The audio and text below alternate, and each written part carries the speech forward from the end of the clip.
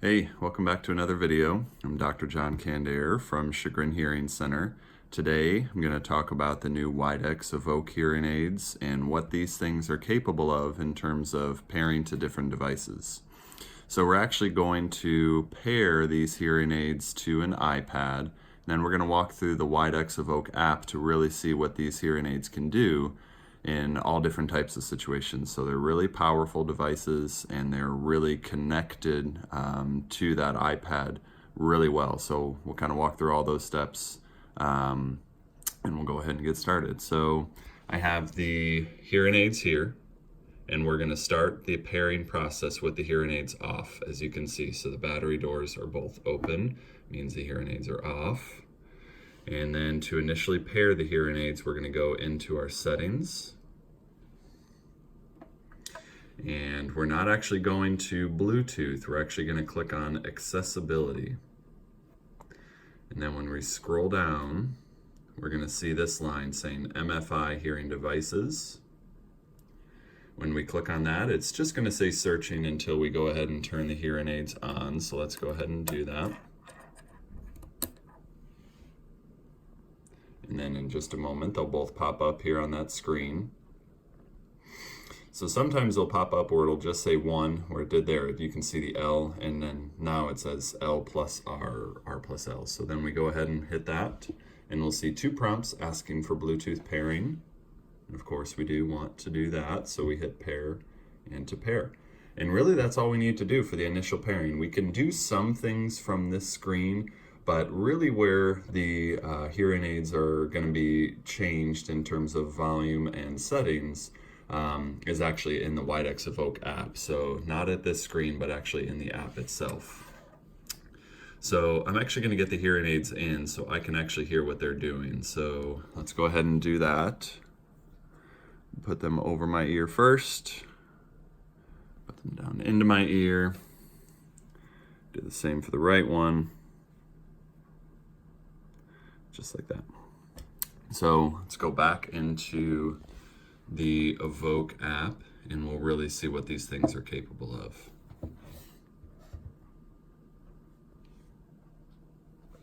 So you can see that we have the hearing aids connected here, and we can tell that they're connected if we hit this little battery icon up in the top right corner. We can see that the left hearing aid is connected and the right hearing aid is connected. If we had any Bluetooth connection issues or pairing issues, it would show up here where one of them would be red instead of green and it would say disconnected. And that's when we would go back into that settings, accessibility, and MFI hearing devices to repair the hearing aids if we ever ran into an issue like that. So from this screen, you can see that very basically what we can do is we can adjust volume up and we can adjust volume down. We can even mute the hearing aids from this screen, and so now the microphones are just totally turned off. I can't hear anything out of the hearing aids right now, and we can turn them back on and take it back to the mid-level at number 5 there.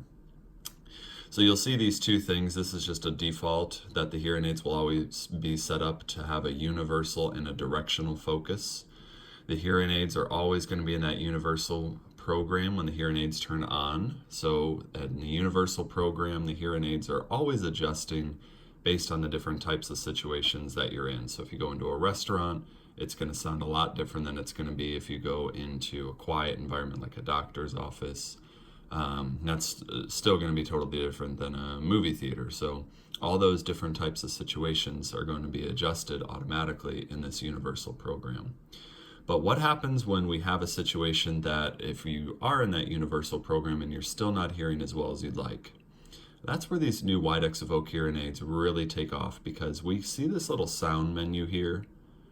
And if we hit that, we see this little button down here that says SoundSense Learn. And what that's actually going to have the user to be able to do is self-program the hearing aids in real time. So it's not just a volume up or a volume down. It's actually being able to program the hearing aids. So the first prompt that it'll ask us is, where are you? Well, right now we're just in our office environment, but let's kind of, think of it as a situation where we're in a noisy place and we're still kind of struggling to hear a little bit. So we're going to go ahead and hit noisy venue. what's your hearing goal? So I'm trying to have a conversation with somebody at a restaurant, but I'm still not hearing them well. So my hearing goal would be conversation. So when we hit those two prompts, we'll hit next. And then we see these two letters A and B. So what we're actually doing is we have an A and a B, and that's actually changing what the hearing aids are doing. So if I listen to both of these programs, both of these profiles, and I say, B is moderately better, I can hit next, and we see this little progress wheel start.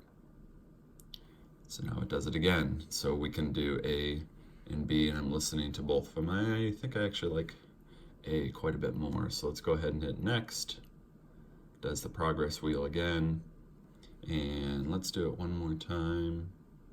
Yeah, I still think A is moderately better, I guess. So we'll hit next. And we're about halfway there on that wheel. We don't have to go all the way around the whole wheel. Until we get to a place where we're really comfortable with how it sounds, we can go ahead and save the setting by hitting exit and save as. So we can call this whatever we want. So let's call this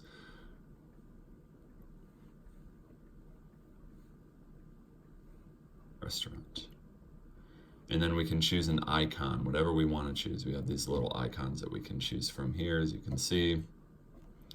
But since we're at a restaurant, for example's sake, let's go ahead and hit that. Hit next.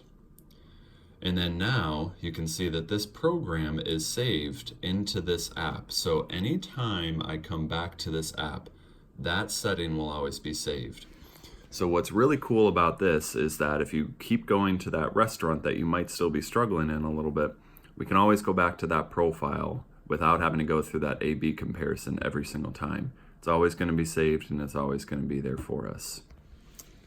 So the other kind of more advanced feature that you can do with this, instead of having just this stock photo of, this food here, if we're in our restaurant program, we can hit our sound menu. And if we hit these three little dots in the top right corner, we can actually change the photo in that background. So if we wanted to take a photo, let's say, just use this as our picture. And now we're going to use that as our photo when we hit the X. Each time we come back to that program, it's kind of a nice reference point for a picture there. So you can take a picture of anything. You can take a picture of that logo, you can take a picture of the menu, you can take a picture of the food or whatever it is, but it might be a nice little, kind of an extra little thing that you can see to really reinforce which program you're in. So I know it's kind of a longer video today, but I just wanted to share that to you because I think that these things really are really impressive, and they're really powerful tools if we know how to use them right. But I know with technology, there's a lot of things that we need to learn how to use, and if we know how to use them properly, we can really take these to a new level. So thanks again for watching today, and stay tuned for the next installment of videos here from Chagrin Hearing Center.